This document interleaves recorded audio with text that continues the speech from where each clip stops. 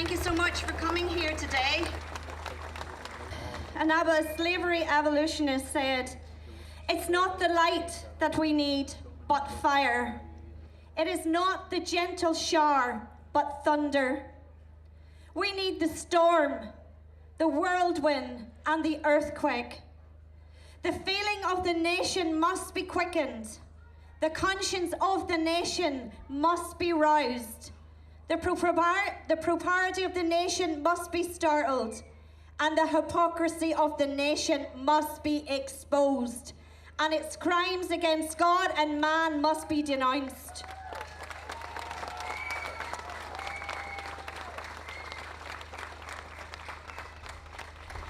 Rosa Parks was one of the original civil rights leaders you wouldn't have heard about, that she worked with Martin Luther King Jr. And she said, somebody had to do it. Somebody had to be defiant. Someone had to stand up to the bullies. Someone had to stand in the gap for the most vulnerable in our society. And what she was talking about was herself and the blacks who were actually taken into slaveries and dehumanized and were non-persons at that time. We are the somebodies in this generation who are called for such a time as this. This is our time, and this is our battle.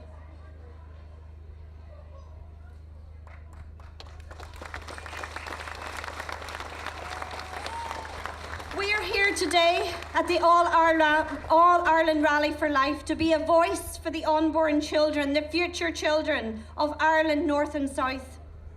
I thank God today for every one of you who made the effort to be here. And I pray that we continue to be strong and that we continue to fight in this battle from this day forward, because we are making our mark in history.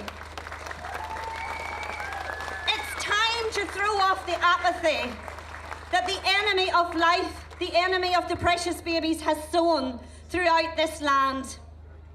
Many people are still in shock and are badly affected since we lost the battle on May the 25th in the Irish Republic. But this doesn't mean that we can just lie down to this demonic evil. That doesn't mean the war is over.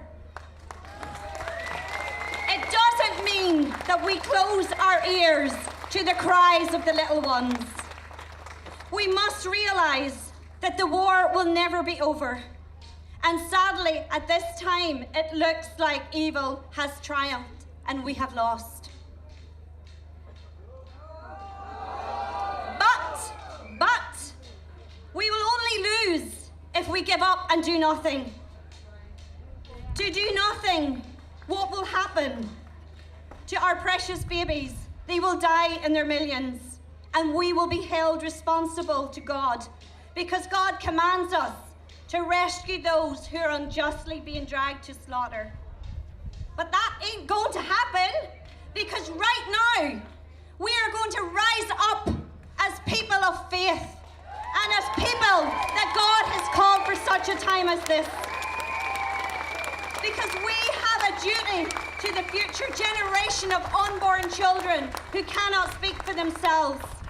We are their voice because they have no voice. We are the voice of the most weakest of the weak. We are the voice of the babies who can't even cry out to us. And these babies, if they could speak, would say, "Don't give up. Please be strong for me and my mummy. Please work harder. Please replace the anti-life and anti-baby politicians in your government who enact laws that threaten us with murder."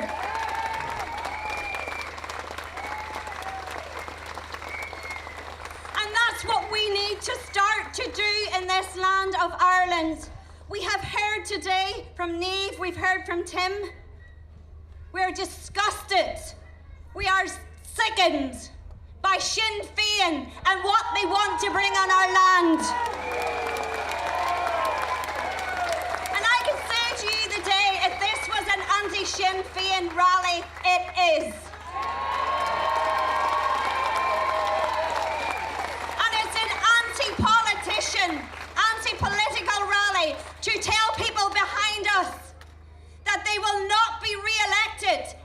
continue to be the voice of death for our future children.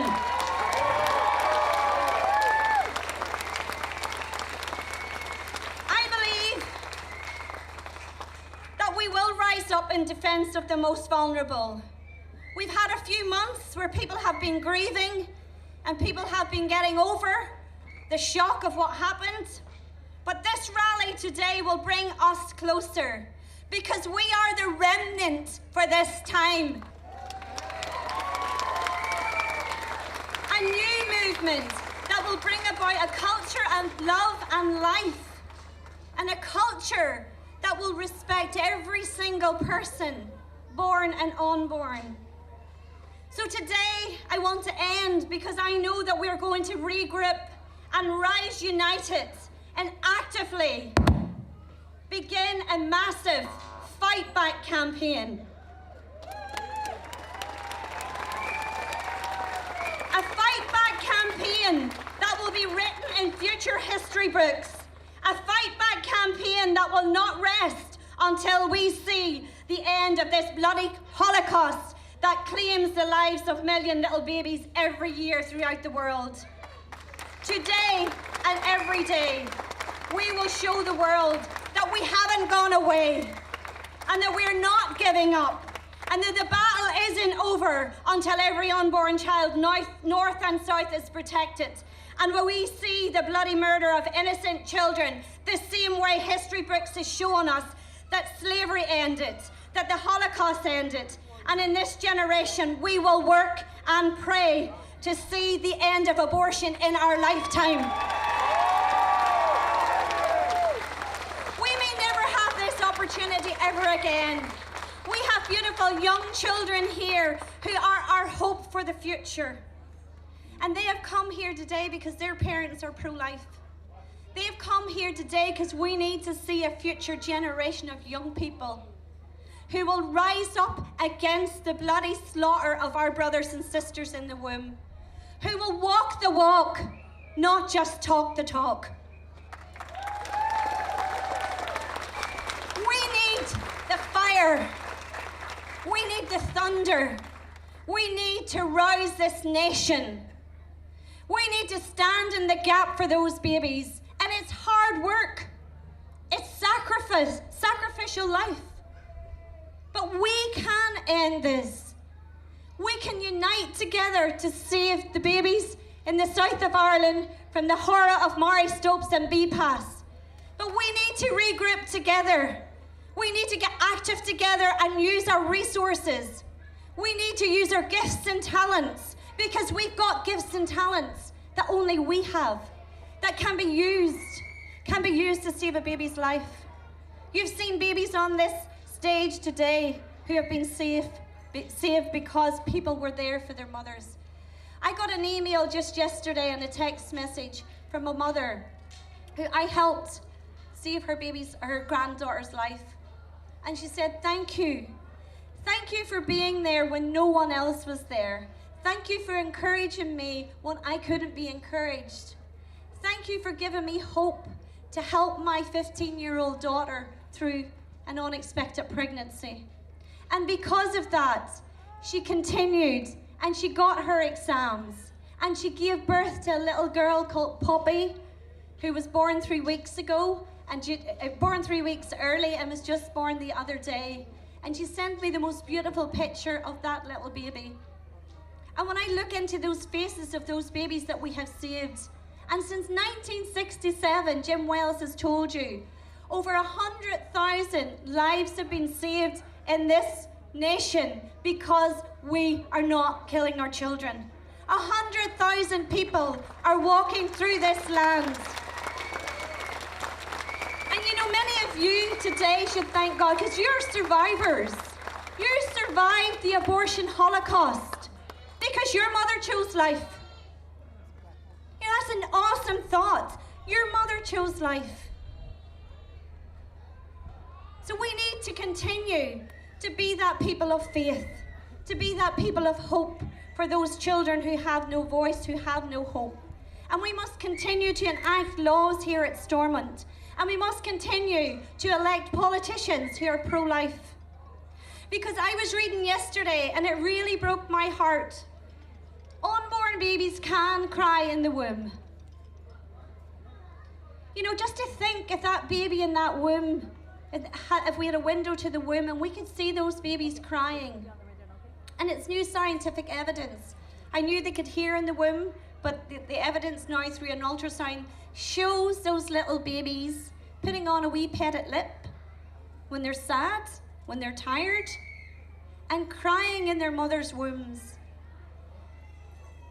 If we could just think and spiritually connect with those little babies and hear their cries every single day, we would never forget that this is the most important human rights issue of our generation.